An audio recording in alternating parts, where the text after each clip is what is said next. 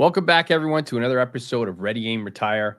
I'm Rob Curvin, here with Advanced Planning Advisors Group, a firm that focuses on building your legacy, keeping your legacy throughout retirement using expert wealth management. And we'll talk about everything retirement on this show. And as usual, I have my lovely host from the great state of Minnesota, Tony Shore. Tony, how are we doing today? I am doing great, Rob. Happy to be here. I'm excited about the show today. Once again, I'm just looking at your new digs there, your new offices, your recording studio. It looks fantastic. I'm in my new studio. We've both got new studios, Look so at we're us. excited. Yeah. You're like when it's radio time, I come running in here. I'm like, get me into the studio. It's so much different than before. And yeah, the new office is by far it turned out much better than we ever even anticipated, which doesn't usually happen. But yeah, it's good. Yeah, I encourage our listeners to give you a call, Rob, and set up a consultation. There's no charge, and they'll get a tour of the new offices and get to Right. see where the magic happens right there. That's what you want to see. It's like an episode Yeah. of Cribs, Tony. Come on in, see where the magic happens. MTV's Cribs, they're gonna do Exactly. it. They're gonna do an episode centered around your new office. I They think that would. might. That's an old reference. I'm not even sure that show's on anymore, but I No, used to I don't love it. think so. I don't think it's been on in 50, How 60 years, I Rob. was gonna say it's been a while, but I used to love that show.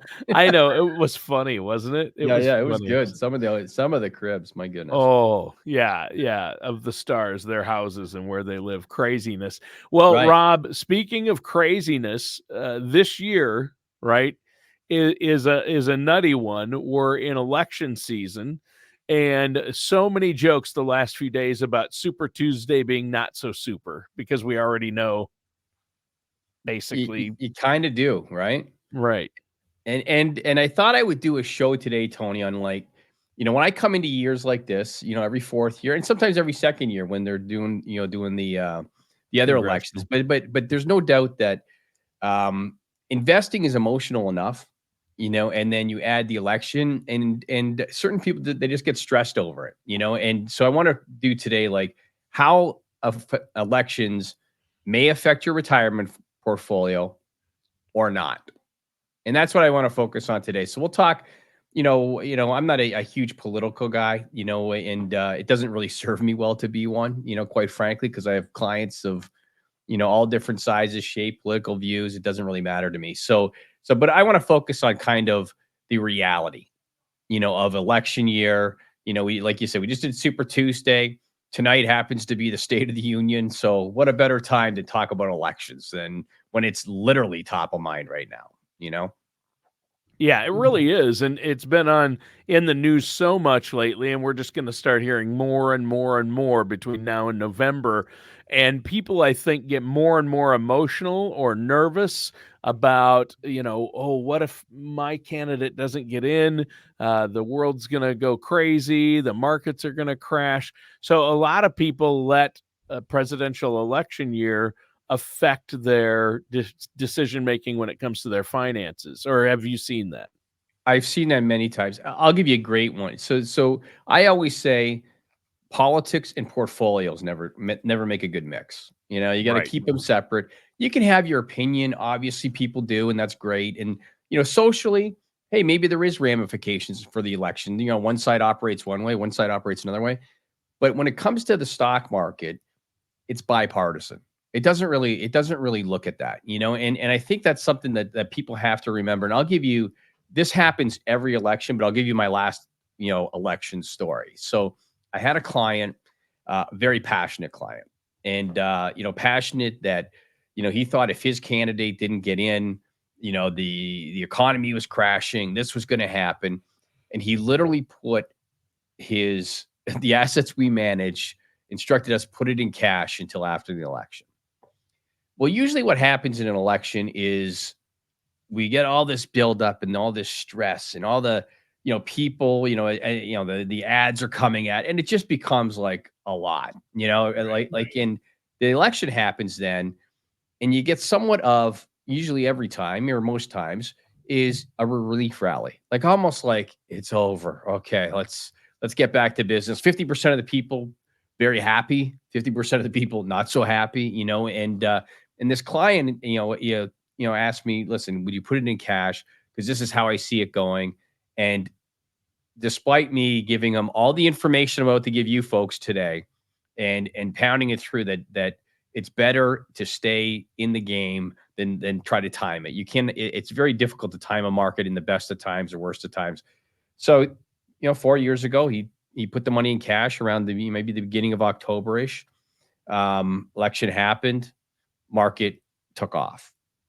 By the time he really could get back in and comfortable getting back in, it was the next year, so it was into 2020, so it was, I'm sorry, 2021. So it was in that area, and he'd missed out on 15% gains in the market, and then he got back in, and the reason an individual investor over time doesn't do as well as a professionally managed portfolio is because of those decisions.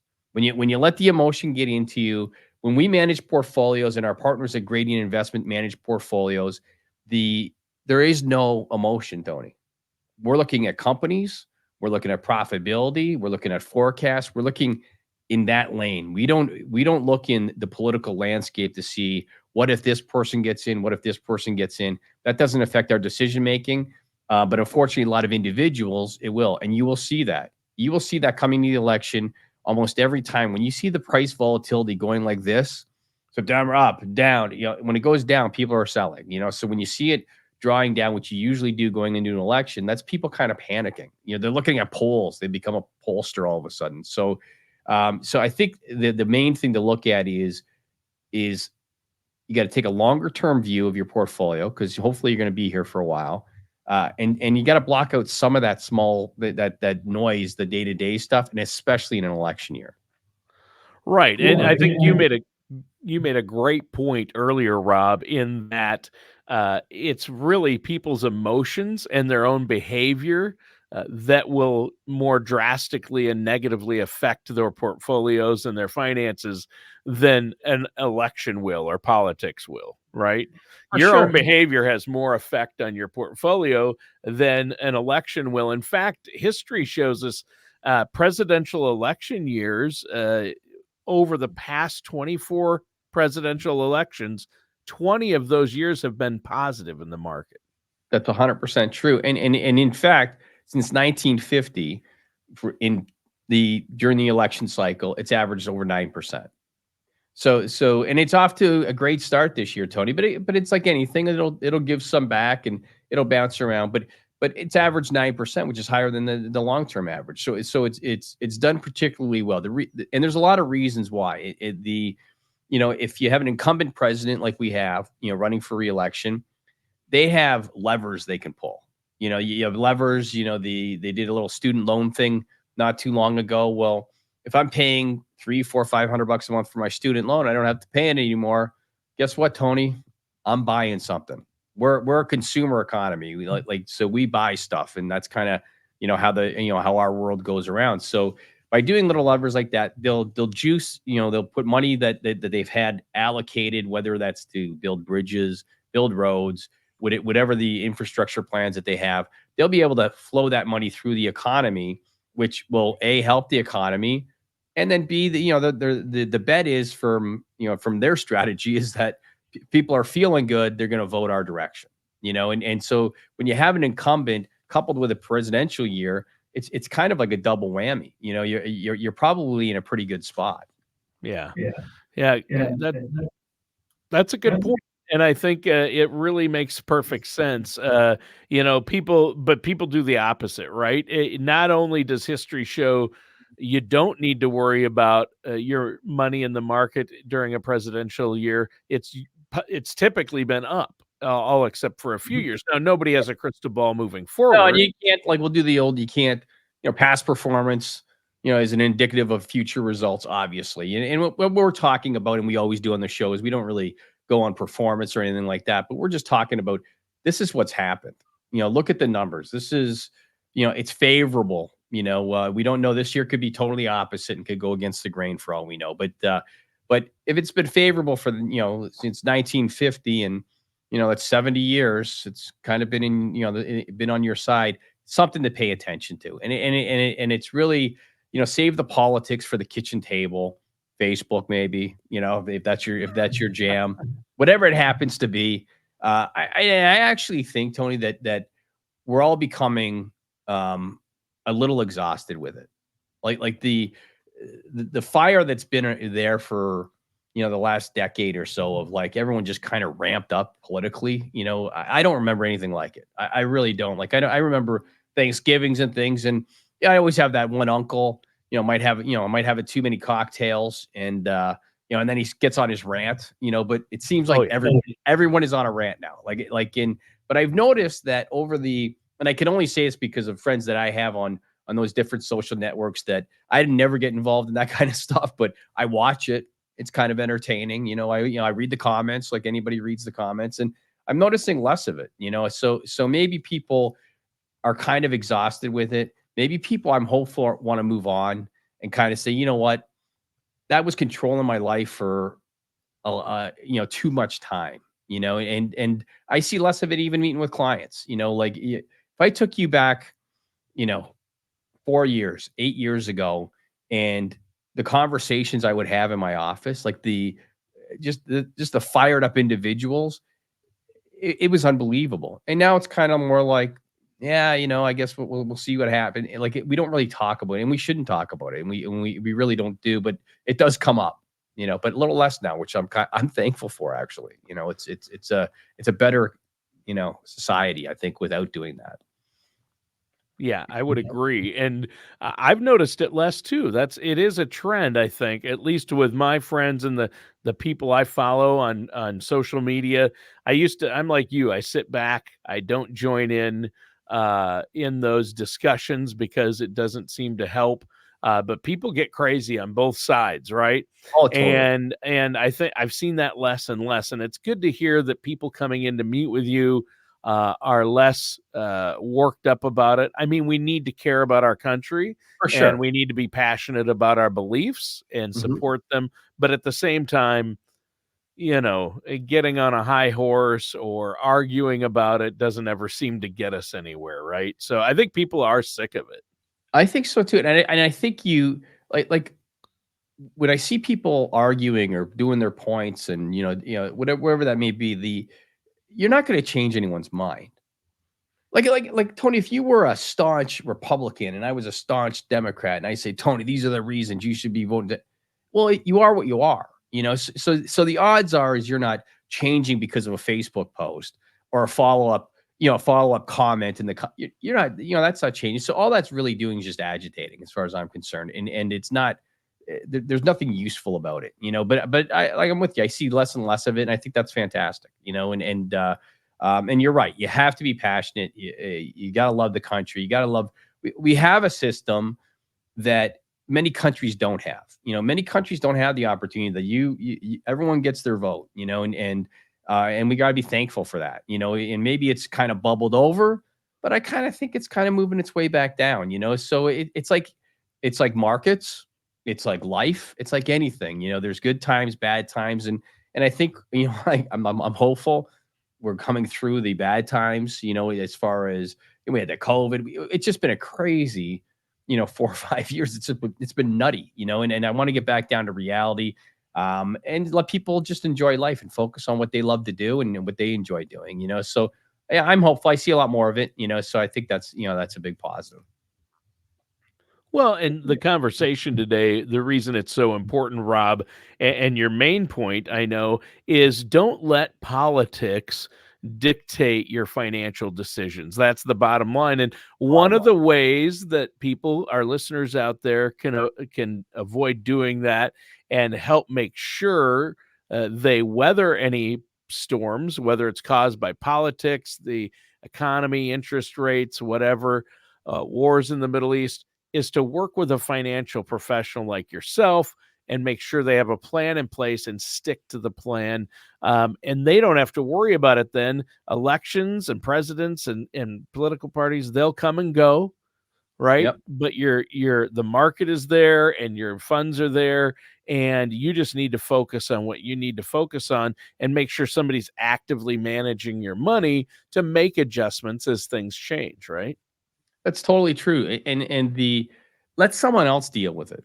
Let someone else deal with. You can be passionate about what you're passionate about, but when you're doing that and you're running your portfolios or your IRAs or 401ks, whatever that happens to be, if you're really passionate, it will creep in. It will for sure creep in, and it'll make you make bad decisions. That will affect you long term. And again, election cycles are 4 years. They're relatively short term cycles. If you look at your life, if you look at retirement, if you look at 4 years is nothing. And it doesn't. We plan for the long term. We plan for legacy. We plan on, hey, what are you going to look like? What's your next generation going to look like? And by doing that, let us focus on that. And then, if you want to be, passionate with your friends, family, neighbors about the political side, you won't hear from us. Although we will be sending. We did a great piece, Tony. I show that on the screen, the YouTubers. But we're going to send this out to all our clients. And if someone wants to give us a call, client or otherwise, give us a call at 630-780-1099. We'll send you out a copy of this. And basically what it is, we titled it was Your Retirement Plan on the Ballot, because this is what people worried about. And like I said in the very beginning, how elections may affect your retirement portfolio or not. But what it does is it shows all the presidents over time and what the stock market did. And it shows if they're Democrats or Republicans, got all their names across the top. So you know exactly, because people kind of look back and they have amnesia. They figure, oh, that was a terrible. Oh man, wasn't that a terrible time? Terrible president, terrible this. If you look at the chart, it's so much similar. It's ridiculous. Like the trend lines are very similar. Everything's similar. And I even brought in like a stat from 1933 to 22. The S&P 500 performance with a Republican president and a Democrat president with a divided House. The average return was 13.6 for a Democratic president over all that period of time. Republican president, 13.7. It's identical. Like it does not waver much. And there's a whole bunch of other ones I'm not going to get into, but that's with a divided House, which we generally have. And so it shows you it really doesn't. And then on the chart, it just kind of shows you all the presidents, and over time, the market goes up. That's what it does. Yeah. Companies are doing well, and companies are hiring, and companies are growing, and companies are watching costs and things like, well, their stock goes up. That's what happens. And our job is to make sure our clients have some of that and enjoy that capital appreciation, depending on kind of where the risk tolerance is and kind of where they fall in that spectrum. But like, we want to make sure we go up and to the right at all times, so we'll send that out to anybody that wants to give us a call. You can even go on our website at apadvisorsgroup.net or .com. Sorry. Well, that was our old one. apadvisorsgroup.com. You can go on there. You can fill it. There's a form on there you can fill out and get information. And a side note, Tony, when we're talking websites and whatnot, is we have a whole camera crew coming in here on Monday to refilm everything for we get the new office. So that's going to be on the new website. So we're redoing the entire website right now. We had the final touches of the camera crews coming in. So we're going to have so much more information. If you think you get a lot from me and Tony, on that website, there's going to be more. There'll be the YouTube link. There'll be the podcast link. There's going to be everything that you need on there, plus informational things like I just showed you. So I think that's going to be super positive. And I encourage our listeners to go to that website, Rob, apadvisorsgroup.com, correct? That's correct. apadvisorsgroup.com. All right. A lot of great information available on there for our listeners. And I encourage them to check out the show page too. And they can listen to our past episodes, pick out a topic that interests them. They can subscribe to the show on all the major podcast networks right there, or there's a link to the YouTube channel. So we're going to get that up there. That should be up there very soon. Yeah, we just kicked it off, the new studio, and if you heard last week's, we kind of just talked about what we're going to plan on doing, and so it's going to be fantastic. Next week we actually have in Keith Gangle, senior portfolio manager from Gradient, who manages some of their full stock portfolios. So he has, he's done very well in his career. We're going to interview him, kind of see what he's thinking. What does he see coming down, for the coming months? Where does he see things kind of ending up? And Always a really good guy, really good speaker. They don't let him out of the office much, Tony. So I'm glad I was able to get him on the phone, and he's going to be right with you in the podcast. So that's going to be fantastic.